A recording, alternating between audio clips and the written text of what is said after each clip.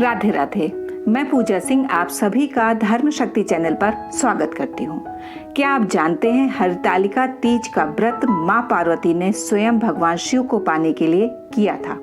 यही कारण है कि यह व्रत इतना अद्भुत और अलौकिक माना जाता है। लेकिन आज समाज में एक बड़ी समस्या है कि लोग इस व्रत को लेकर संशय और भ्रम में हैं। कहीं से एक बात सुनते हैं तो कहीं से दूसरी, और इसी उलझन में माताएं बहनें सही निर्णय नहीं ले पाती हैं। यही कारण है कि आज का यह वीडियो आपके लिए अत्यंत महत्वपूर्ण है।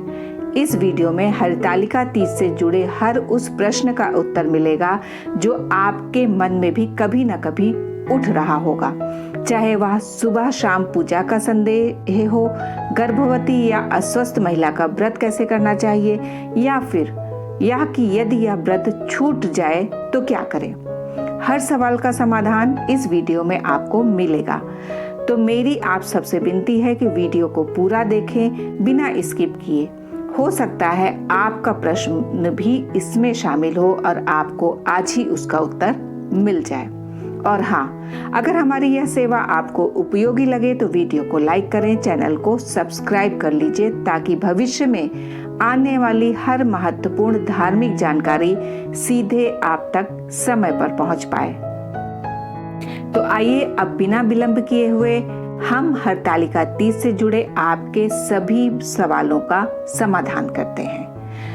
पहला प्रश्न, पूजा सुबह करनी चाहिए या शाम को?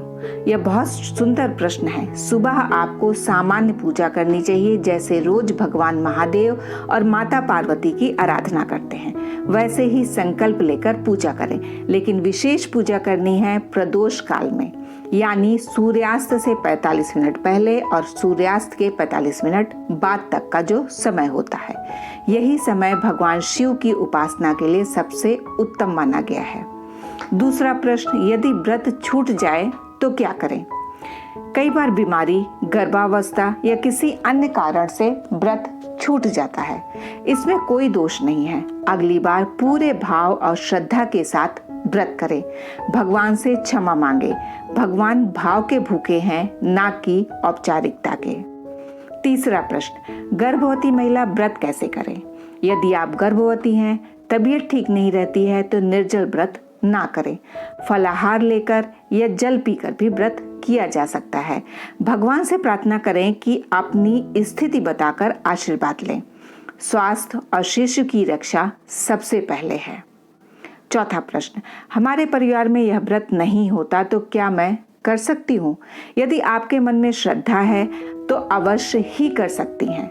सास, गुरुजन या पति से अनुमति लेकर आप व्रत उठाइए। भगवान की भक्ति करने से कोई दोष नहीं होता, बल्कि मंगल ही मंगल होता है। पांचवा प्रश्न, रजस्वला धर्म में क्या व्रत कर सकती हूँ?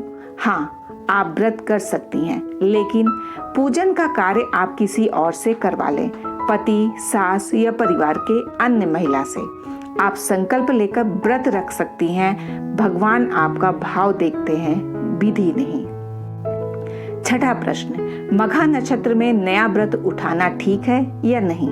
यह केवल लोक परंपरा है। शास्त्र में ऐसा कोई निषेध नहीं है। कोई भी नक्षत्र हो, कोई भी तिथि हो, हरतालिका तीज का व्रत शुभ ही होता है। सातवां प्रश्न, शिवलिंग ना हो तो क्या करें? सबसे उत्तम है पार्थिव शिवलिंग, क्योंकि माता पार्वती ने रेत से शिवलिंग बनाकर पूजा की थी। लेकिन यदि यह संभव ना हो तो धातु, पत्थर का शिवलिंग या भगवान शिव की प्रतिमा, फोटो से भी पूजा कर सकते हैं। भावनाएं ही सबसे महत्वपूर्ण होती हैं। आठवां प्रश्न, इस व्रत में पानी पी सकते हैं क्या? यह व्रत निराहार और निर्जल माना गया है, लेकिन यदि स्वास्थ्य अनुमति ना दे तो शाम पूजा के बाद या जरूरत पड़ने पर जल ग्रहण किया जा सकता है। भगवान कठोर नियम से अधिक भाव को मानते हैं। नवा प्रश्न, सर्गी खाना चाहिए या नहीं? शास्त्रों में सर्गी का कोई विधान नहीं है इस व्रत के लिए। रात का भोजन वर्जित है, लेकिन यदि तबीयत कमजोर है तो सुबह 3 से 4 बजे के बीच पानी या शरबत ले सकते हैं। 10वां प्रश्न, अगर निर्जला व्रत ना कर सकूं तो क्या फलाहार कर सकती हूँ? जी हाँ, जो महिलाएं स्वास्थ्य कारणों से निर्जला व्रत नहीं कर पाती वे फलाहार कर सकती हैं, लेकिन कोशिश करें कि पूजा तक निर्जल रहें। यदि बिल्कुल भी संभव ना हो तो फल लेकर भी व्रत कर सकती हैं।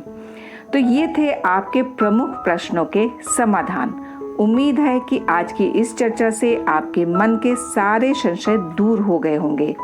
यदि अभी भी कोई संशय है तो कमेंट में जरूर पूछिएगा। फिर मिलते हैं एक नई उपयोगी ज्ञानवर्धक वीडियो के साथ। तब तक के लिए राधे राधे।